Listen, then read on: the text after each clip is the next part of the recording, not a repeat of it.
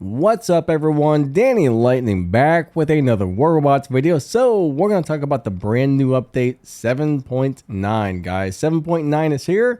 We're going to talk about the rebalances, the new stuff that's added, what's been changed and all that. So let's get right into it. Don't forget to hit that like button and subscribe to the channel, and we're going to start off with the rebalances. Fafnir's flight speed is reduced to 63 kilometers per hour, and his built-in weapon, now it's going to take twice as long to charge it to full when people shoot your purple shield. Plus, alright, he's only going to do 150% more damage to Titans when he was doing 220. So bottom line, it's still going to be a pretty good ground robot, but I don't think it's going to be something you're going to want to take up in the air and just fly all over the place now. So you might want to go up and down in short bursts, but it's going to be a good ground robot, not a good air robot at this point. So that's my opinion on that one. Revenant has lost 10% durability. Now he's going to repair 90% of his gray bar instead of 99%, and the shields on the side have increased durability by 10%. So bottom line, Revenant still as awesome as ever. You're barely going to notice the difference. All right, it took a small hit, but still amazing. Still amazing. Orochi, guys, durability reduced by 10%. Stealth duration is now 4 seconds, and the ability cooldown is now supposed to be 22 seconds. Now, I'll tell you what, that's a long ability cooldown. That's a very long ability cooldown. The robot's still pretty good, but not what it used to be. I think most of you guys are still going to enjoy playing it. If you were really good with the Orochi, I think you'll still like it, okay? If you were never very good with it, well, now you're going to have a harder time playing it. But those players who were excellent Orochi pilots are still going to love this thing, I think. Yeah. So Shell lost 10% of his durability, but his side shields gained 10% durability. So, I don't know. That's pretty cool. Shell's still going to be very good. He's going to die a little bit easier once he loses his shields, but his shields are going to be a little bit stronger. So we got a little bit of a balance change there. No big deal in my opinion. Should be still great. Lancelot got increased movement speed. Now he goes 38 kilometers per hour. And I must say, I like it, guys. I like it. Very cool thing they did to the Lancelot. Wayland, ability defense bonus increase. So now he's got 40 defense points. So that's actually cool. When you go into your ability, bam, you get some extra defense points or something like that. So hey, you cannot complain about doing that to the Wayland. Unfortunately, he's not able to walk in his ability yet, but that may be coming up soon. I don't know. That was on the test server and I loved it. So I hope they end up adding that. Phantom, ability defense point bonus increase. Now he's got 55 defense points when he uses his ability. That just made a really cool little robot even better. Bulwark. All right, Aegis shield durability increased by 10%. So now he's going to have a stronger shield. That's awesome. Ragin, physical shield durability increased by 20%. That's really going to help that old bot out a lot. Mercury, Riker, and Vader. The three of them have a 10% durability increase, which is going to be great for those old dudes. Tier, 15% more healing. Now that is nice. I think if you got a tier laying around in your hangar, you might want to try it out because that's a cool old robot. Now it does even more healing. Now Behemoth can walk when he goes into his ability. All right, he can move at 20 kilometers per hour. And I think that's without any of the pilot skills. Add some pilot skills and some speed boosters. He goes a little faster. So that's a cool deal, guys. That is a cool deal. Now let's talk about some weapons that got rebalanced. The Snare, the Scotty, and the Hill. Ammo capacity reduced. And now it has a 15-second reload time. Personally, I don't think these weapons are worth using anymore.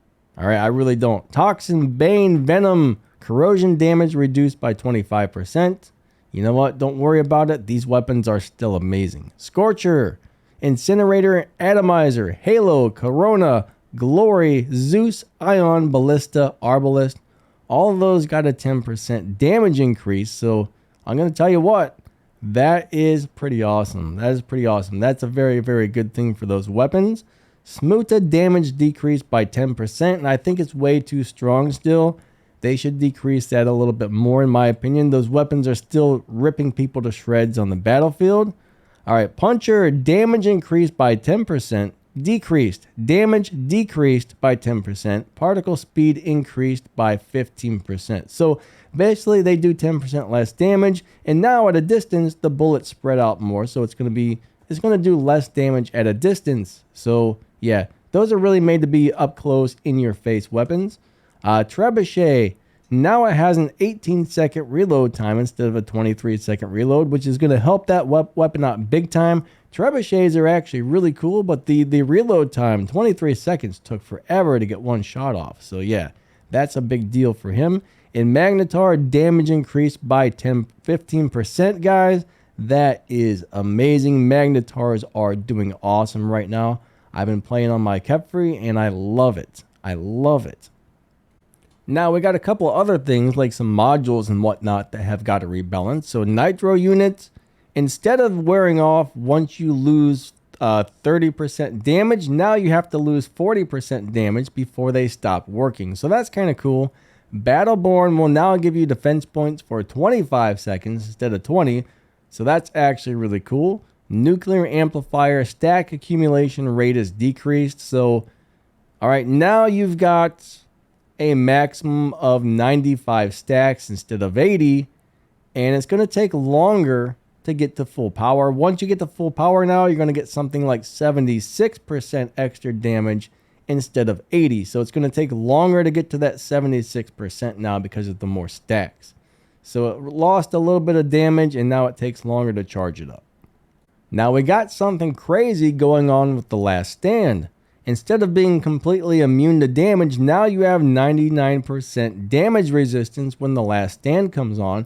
There's two problems with that. Things like the Hawk bypass damage resistance, so the Hawk can kill you through your Last Stand, and most Titans bypass damage resistance, and maybe a couple other things. So if you're getting shot by a Hawk's laser beam or some Titans, the Last Stand may not do you that much good, but at the same time, when being shot by a regular robot, that's a lot of damage resistance. Plus, now you can heal when you're in the Last Stand, which is a giant help. So in some ways, that makes the Last Stand much better, as long as you're not being shot by something that's bypassing all of the damage resistance, because, well, Last Stand is now a damage resistance module. Basically, you get 5 seconds of damage resistance.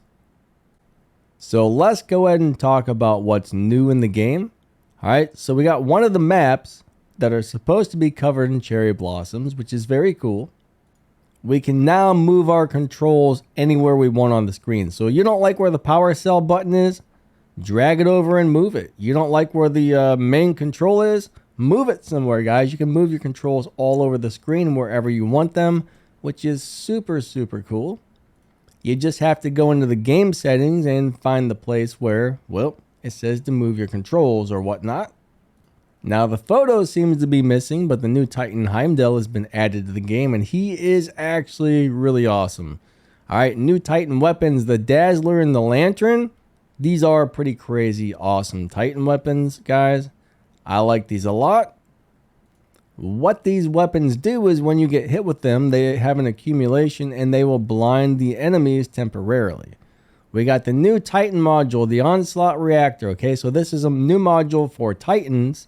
And I don't know about this one. Honestly, I'm not sure if this is going to be one of my favorite things or not, but this is what it does, right? Okay, so it will basically, I think it gives your Titan some durability and some damage or something like that. I can't remember exactly what it does, but it does two different things for the Titan. To me, it just didn't really seem like it was that helpful, but that was on the test server. Maybe on the live server, once you max one of these out, it'll be really good, but yeah. We'll find out. We'll get to test these in a few days and see what they do.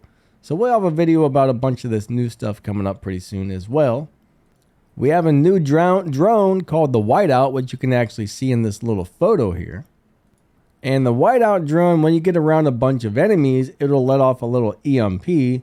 And anybody who's in a 100-meter radius from the drone will get EMP'd. So that's actually pretty cool. I kind of think I like that, to tell you the truth.